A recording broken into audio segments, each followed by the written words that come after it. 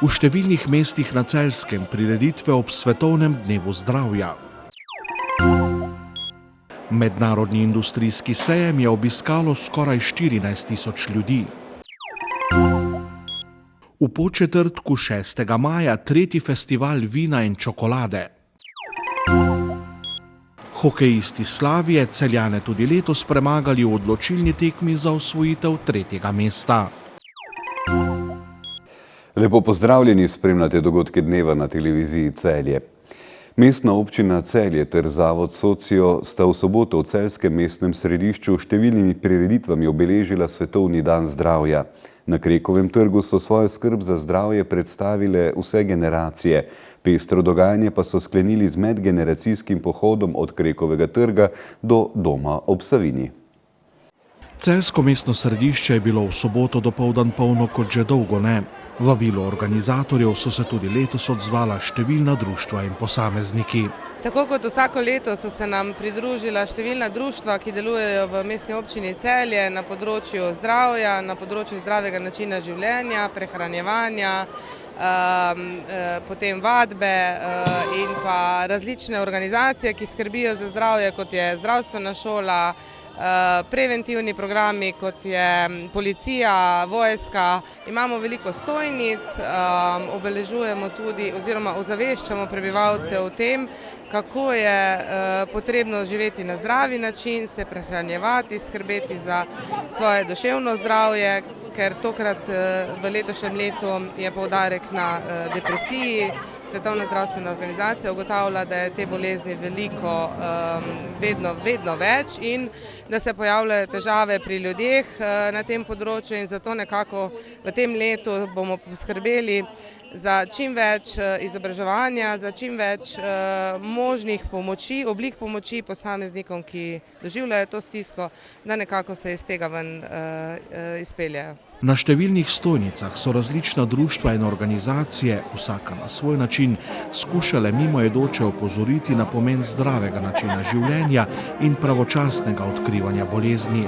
Delujemo že 18 let, predvsem pa delujemo na področju preventive, da osveščamo ljudi, kako se varovati pred osteoporozo in zadnje čase pa opažamo, da je tudi precej mladih že, pri katerih se ugotavlja osteoporoza. Glavno je preventiva, da se ljudje pač čim dlje očuvajo svoje kosti. Opravljamo tudi meritve z aparatom na petnici in s tem dobimo ene osnovne podatke, ali je potrebno že zdravljenje oziroma napotek k zdravniku. Organizatorji so bili nad odzivom sodelujočih in obiskovalcev pozitivno presenečeni. Vidimo, da so tudi občani sprejeli to našo prireditev z veseljem. Zelo radi pridejo, vsako leto že prej sprašujejo, kdaj se bo odvijala, ker seveda jih zanimajo te stvari in mogoče na ta dan spoznajo kakšno organizacijo ali pa posameznika in potem tudi čez leto lahko obiščejo te aktivnosti, dejavnosti. Zato mislim, da je ta prireditev res lepa in da predvsem koristna za vse uporabnike oziroma za vse občane in občanke. Organizatorji prireditev ob dnevu zdravja ugotavljajo, da je zavest ljudi o zdravem načinu življenja, gibanju in pomenu zdrave prehrane iz leta v leto na višji ravni. Vidimo to po odzivu, tudi v vseh ostalih aktivnostih, ki jih imamo v našem zavodu, da ljudje postajajo na to temo senzibilni oziroma da pač iščejo različne oblike pomoči, predvsem kakšne alternativne. Zato mislim, da je prav, da seveda v občini še razvijamo take storitve in da si ljudje takrat, ko se znajdejo v stiski, takrat, ko imajo kakšne zdravstvene težave, mogoče prej kakšen posvet opravijo pri nas in šele potem seveda odidejo naprej na tisto pot, ki jo morajo žal takrat opraviti. Knežje mesto je s projektom Celje zdravo mesto začelo že leta 1991. Takrat se je namreč Celje vključilo v projekt Svetovne zdravstvene organizacije Zdrava mesta. Ob Svetovnem dnevu zdravja so minulo soboto aktivnosti pripravili tudi v Velenju. Na prireditvi Velenje mesto zdravja so se ob Velenjskem zdravstvenem domu predstavila številna društva, ki skrbijo za promocijo zdravja. Obiskovalci so lahko dobili informacije o različnih boleznih, kako se pred njimi zaščititi in kako ravnati, če zbolimo. Hkrati pa so lahko preverili svojo telesno zmogljivost. Osrednja tema letošnjega svetovnega dneva zdravja je bila depresija. Ker je ta danes vse pogostejša, so opozorili na možnosti, ki bolnikom omogočajo, da depresijo postavijo pod nadzor. Nekako je to še vedno v našem prostoru tabu tema, zato je zelo pomembno, da o tem govorimo in pa da o tem znamo spregovoriti, kajti če jo znamo prepoznati, bomo tudi pravočasno ukrepali in jo tudi znamo potem obvladovati. Lahko jo podredimo. Menim, da se ljudje tega zavedajo, vendar premalo. Zato pa jih tudi osveščamo in ozaveščamo o tem, kako pomembna je redna telesna aktivnost, vsaj 3-krat na teden po 30 minut ali pa vsaj 2-krat po 15 minut, vendar naj ta vadba ne bo manj kot 10 minut na dan. Torej, čim več aktivnosti, izognimo se tudi avtomobilom, poskusimo iti v službo peš ali pa s kolesom, tako da smo čim več aktivni in tudi v čim boljšem telesnem kondiciji. Eden od pogostih vzrokov smrti je zastoj srca. Hitra pomoč lahko reši življenje, nam o prikazu oživljanja pove urgentni zdravnik Aleš Kajtna. Potrebno je masirati prsni koš približno 100 na minuto do maksimalno 120, se pravi slabe 2-krat v sekundi, pa precej globoko, ne se bati. Vedno me ljudje sprašujejo na takšnih delavnicah, kaj pa če bom zlomil rebra, iz tega potem izhaja strah, pa ne pristopijo k pomoči. Lejte, to je čisto tako praktično, če pogledamo, človek je dejansko mrtev, kaj mu lahko škodujemo nič. Tako da tista rebra se zacelijo, kaj so tista rebra proti človeškemu življenju, ki ga lahko rešimo. Ne se ustrašiti, pristopiti, človeku lahko samo pomagamo z ničemer, z nobenimi postopki mu ne moramo škodovati in uporabimo defibrilator oziroma uporabimo naše zlate roke, masiramo in človeka oživimo. Sicer pa se lahko številnim boleznim izognemo, pravijo v šoli zdravja, a zato moramo največ narediti sami. Ni za pričakovati, da greš zdravniku, dobiš zdravila in postane zdrav, ampak treba delati preventivno, telovaditi, vaditi, gibati, ne se prepustiti postelji, televiziji in tem modernim tem internetom in vsemu temu, ampak v naravo, telovaditi, gibati, pravilno se prehranjevati in vse, kar sodi zraven. To je tudi neki del garanta, perspektiva za zdravo in mirno življenje. Pri tem igrajo pomembno vlogo tudi preventivni samopregledi. Ob zgodnji diagnozi je lahko tudi zdravljenje bolezni uspešnejše. Ljudje se tega kar zavedajo, sam pravočasno tudi ne prihajajo radi. Mal jih je vedno ljudi strah, mal je tudi kriv internet, zato ker se vse vidi gor in pol narod še bolj nekako panična, se to pa ni tako. Eni ljudje pač mislijo, da ni tako hudo, pa s tem odlašajo, drugi so pa kar, lahko rečem, tudi preko medijev zelo obveščeni in tudi pol, kar lahko rečeš, da prihajajo pol na pregled osebnemu zdravniku, ki pol naprej pač pošle seveda specialistu za bolezen. Tako pri preventivi, kot tudi pri odpravljanju težav, s katerimi se srečujejo nekateri bolniki, lahko pomembno vlogo odigrajo občine. Mislim, da zelo dobro z občinami sodelujemo glede tega in res moram pohvaliti posebej mestno občino Velenje, ki je dejansko rečemo občina po meri invalidov, tudi po meri gluhih in naglušnih. Tako da delujemo z občinami osebno, z župani, z njimi vsako leto, konec leta obiščemo in predstavimo naš program in jih ozaveščamo o teh težavah. Člani predstavljenih društev so obiskovalcem ponudili še različne nasvete in z lastnimi izkušnjami osvetlili težave, s katerimi se srečujejo. Mednarodni obrtni sejem v Celju je v 4 sejemskih dneh obiskalo skoraj 14.000 obiskovalcev, kar je 15% več kot nazadnje, ko je sejem potekal v Celju. Sejem so z visoko oceno ocenili tako obiskovalci kot razstavljavci. Kar 97% razstavljavcev je nastop na sejmu ocenilo kot uspešen, tretjina izmed njih pa kot zelo uspešen. Že v tem trenutku jih je 87% odločenih, da bodo na sejmu sodelovali tudi v letu 2019.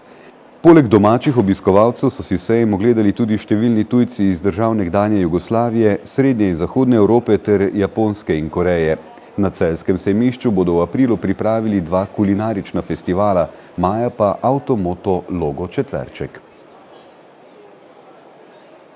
V Podčetrtku so pred 2 letoma začeli s festivalom vina in čokolade, kar se je pokazalo za zadetek v polno. Letošnjo prireditev bodo izvedli v soboto 6. maja, na njej pa pričakujejo rekorden obisk. Organizatorji načrtujejo bogat program, eden od domačih vinogradnikov pa se bo lahko pohvalil kot pridelovalec letošnjega županovega vina. Vinogradniška tradicija v krajih okoli Virštanja je zelo znana, v turistično-inovativnem Podčetrtku pa so z uspešno čokoladnico prišli na idejo, da bi lahko obe dejavnosti privlačno približali obiskovalcem. Vinogradništvo je že dolga leta v občini Podčetrtek in je tudi, bom rekel, kar vir prihodka. Po drugi strani pa smo pred parimi leti dobili tukaj čokoladnico, ki je tudi zelo poznana in pravzaprav združitev obeh produktov po eni strani pomeni nekaj za dober okus, za telo, po drugi strani pa pomeni tudi denar. Prvo majsko soboto se tako obeta največji festival vina in čokolade doslej. Napovedanih je 60 razstavljavcev, od tega 30 vinskih, 20 z področja čokolade, 10 pa jih bo zastopalo ostalo domačo ponudbo. Smo pripeljali kar nekaj novih razstavljavcev, če začnemo čisto od začetka, dejansko ostajamo zvesti sami sebi, želimo ostati nekako prijazen festival in razstavljavcem in obiskovalcem. Veliko pozornosti smo letos usmerili predvsem v sam program, nekako smo ga razdelili na 2 dela, od dopoldanskega dela, ki je bolj namenjen otrokom, in pa potem popoldanskega dela malo bolj za odrasle. Vsemu skupaj so dodali tudi kulinarično oziroma izobraževalno noto. Namreč gospod Gorazd Potočnik nam bo predstavil na glavnem odru en tak postopek s čokolado, zvečer pa nekako pika na i, akustični koncert Nine Pušlar. Prav tako ponovno izbiramo županovo vino. In sicer gre tokrat za 13. tovrstni izbor. Kot veste, smo ocenili kar precej vin v letošnjem letu in ugotovili, da so v bistvu vsa dobra, da gre skoraj za rekordno dobro letino. Vendar pa eno vino je bilo najboljše in sicer ene znane kmetije, turistične iz Virštanja. To moram pa povedati, da vse ocene so nad 18. Ta ocena je pa blizu 18,4. Vsebinske ponudbe pa s tem še ni konec. Ponovno seveda pridejo k nam metulji dobrega srca, dobrodelni tek. Veliko pozornosti smo namenili kulinariki, namreč kulinarični šotor, ki ga bodo imeli Terme Olimia zunaj, bo vabil čez celoten dan. Tam bo moč okušati tudi nekaj dobrega, nekaj za žlico, tako da ne boste samo vino in čokolado, te tudi kaj kulinarike poskusili. S termami letos kar dobro sodelujemo in bo imeli tudi nekako v obvladovanju posebno plažo, kamor se bodo lahko šli sprostiti obiskovalci festivala, ki bo letos gostilo Aqualune in pa Aqua Jungle. Otrokom ponovno ponujemo otroške delavnice, ki so tudi v stilu Aqua Jungle, art kotiče, kjer imamo letos kar 5 slikarjev, pa enega kiparja, verjetno prvo kiparjenje s čokolado v Sloveniji. Na pol ure bo vozil tudi turistični vlakec in sicer v vas Olimje, kamor seveda lahko šli tudi na kakšen meni kulinaričnih dni festivala vina in čokolade. Danes smo na domačiji Jamon, ga bomo tudi poskusili, domačija Haler, Jelenov greben. Lahko se peš sprehodite tudi do Lipe, tako da dejansko želimo zajeti celotno destinacijo, ne samo večnamenske športne dvorane, kjer se festival dogaja. Na koliko obiskovalcev pa v Obsotelju računajo tokrat? Prvo leto je bilo 2500, lani je bilo 5000, ne vemo zdaj, kak je tisti prak, ki ga želimo doseči, želimo predvsem to, da bi bili ljudje zadovoljni na festivalu. Zdaj ni važno, koliko ljudi obišče, nekako ciljamo na številko 7000. Jaz verjamem, da 7000 ljudi je tudi prak, ko potem delamo 2 dni festival. Kako pa je z vstopnino? Vstopnina je kot vsako leto 5 evrov za odrasle, zato dobijo 6 degustacijskih kuponov, katerih skupna vrednost je 3 evre, torej 2 evra vstopnina, zato dobijo zapestnico, neomejen vhod, not ven, tako da tudi kopat se lahko gre v terme, vodo s to zapestnico.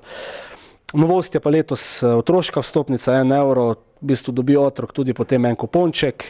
Nekako imamo tako preračunano, da cela 4-članska družina dobi 14 kuponov za 12 evrov, pa vstopnino ima na festival, tako da to se mi zdi, da je kar družini prijazen festival. Ta znesek pa v bistvu vložimo potem v sam program, zato smo letos uvedli tudi nekaj novosti.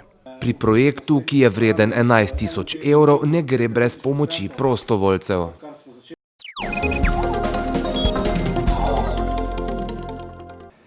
Hokejisti Celja so sinoči v ledeni dvorani v Celjskem mestnem parku proti Slaviji odigrali tekmo za 3. mesto v državnem prvenstvu.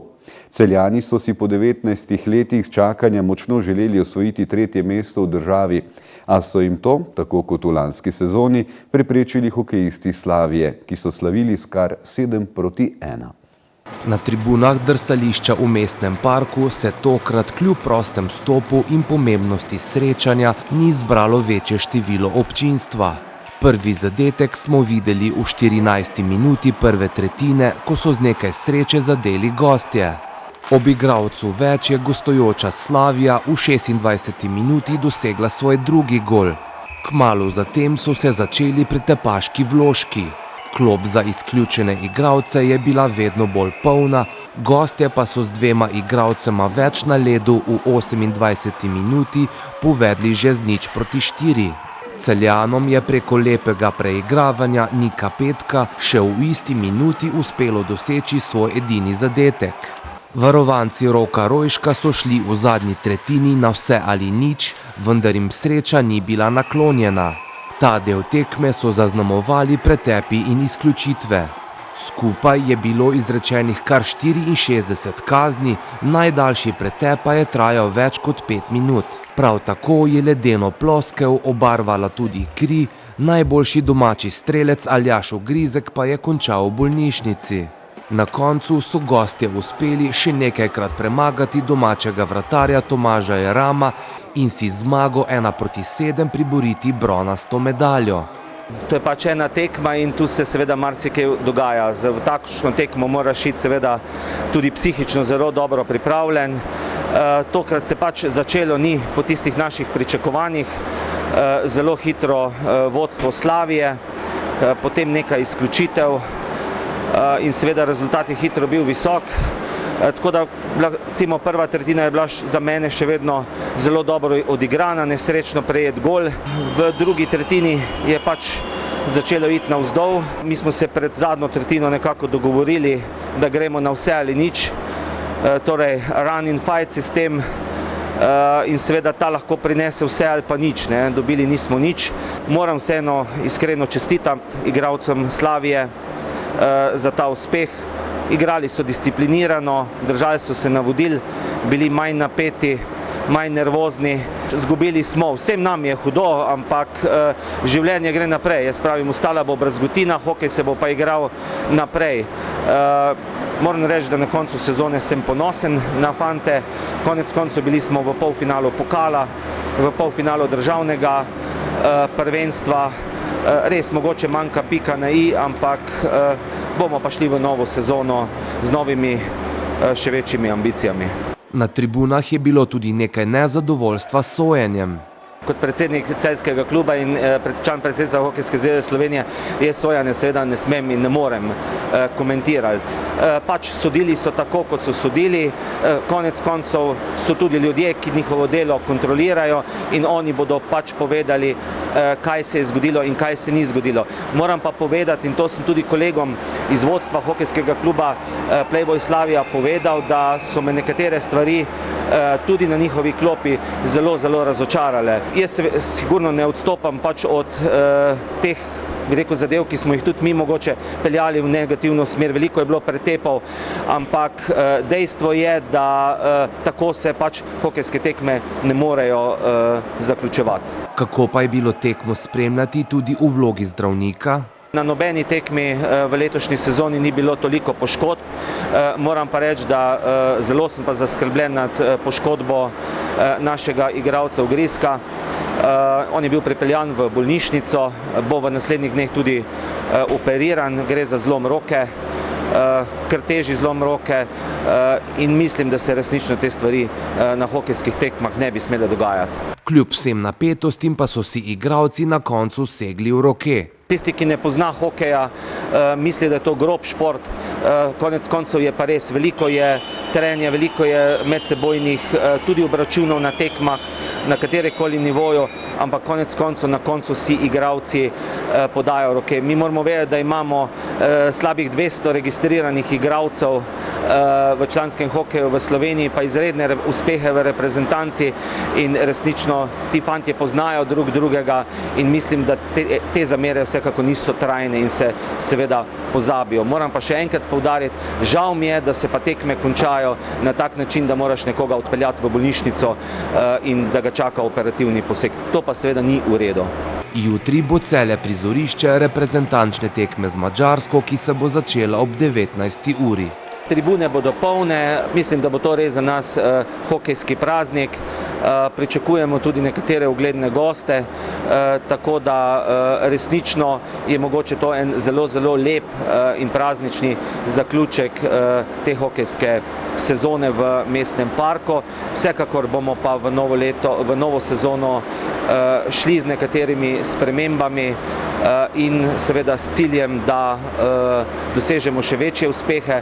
Tisto, kar je za mene kot predsednika kluba pomembno, to, da bomo imeli novo generacijo, da bomo imeli ekipo tudi v konkurenci do 16 let in to so tisti igralci, ki bodo počasi prihajali tudi v člansko ekipo, kajti naš cilj je bil, da člansko ekipo naj sestavljajo jedro domače vzgojeni igralci in tako se mi tudi zdi, da je prav.